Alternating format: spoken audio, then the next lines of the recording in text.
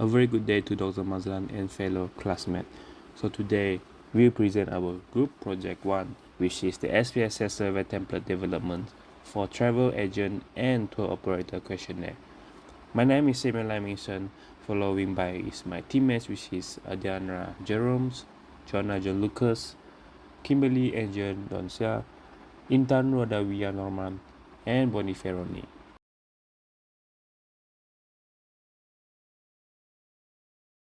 The objective of this assignment is to transform the travel agent and tour operator questionnaire into an SPSS research survey template. The questionnaire was converted into SPSS variable view by assigning variable names, labels, value labels, and measurement levels.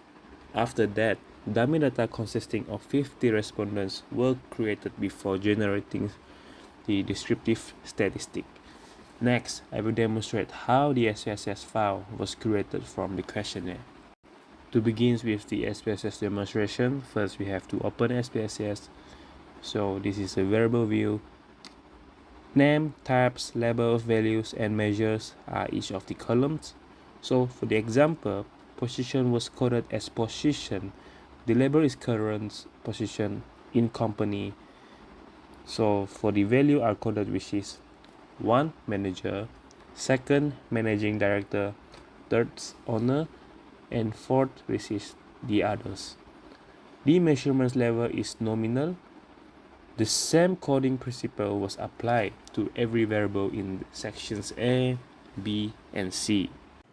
Now I will explain the coding process for section A, B, and C of the questionnaire. As you can see, this is the data view from the SPSS system of all the variables consists from all the sections in the questionnaire. Next, I will continue to explain the coding process for each section of the questionnaire. Beginning with the section A of the questionnaire, we first need to open the variable view and explain the variable in the section. For example, for section A, we need to explain the year operation, legal structure, revenue performance, revenue range, and revenue growth. Ordinal measurement was used because these variables contain ordered categories. Value labels were entered to make SPSS output easier to interpret. This coding process follows standard quantitative research practice, and this coding process is repeated for section B and C as well. After completing the variable view, we proceeded to data view for dummy data entry. I will demonstrate how we enter dummy responses into SPSS. First, open data view. Second, scroll through the respondents. We prepare 50 respondents as required by the assignment. Each row represents one respondent. Each column represents one survey variable.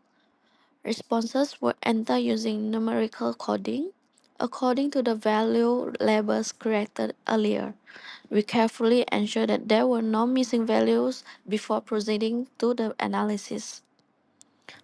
After completing the data entry, the dataset was saved before descriptive analysis was performed.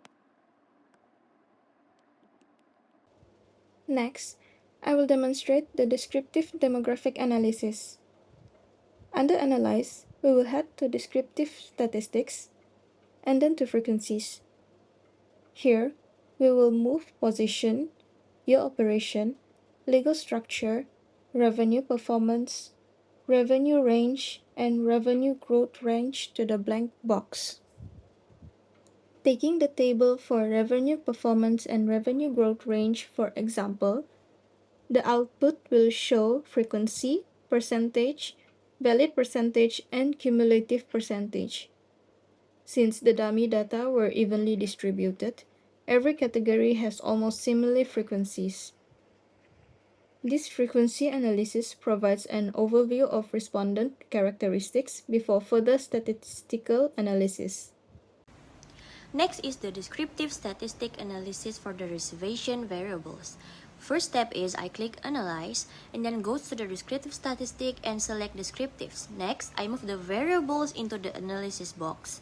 These variables are measured as scale variables. So, descriptive statistics are suitable for summarizing the data. After selecting the variables, I click OK to generate the output. The output provides several important statistics, including the mean, minimum value, maximum value, and standard deviation. The mean represents the average response of the respondents for this questionnaire. The minimum and maximum values shows the lowest and highest responses recorded in the dataset. The standard deviation indicates how spread out the responses are from the average value. These statistics help us understand the booking and cancellation patterns of travel agencies and tour operators in a simple and organized manner. In conclusion, descriptive statistics provide a summary of the data and allow researchers to understand respondent behavior before conducting more advanced statistical analysis. These variables are scale variables.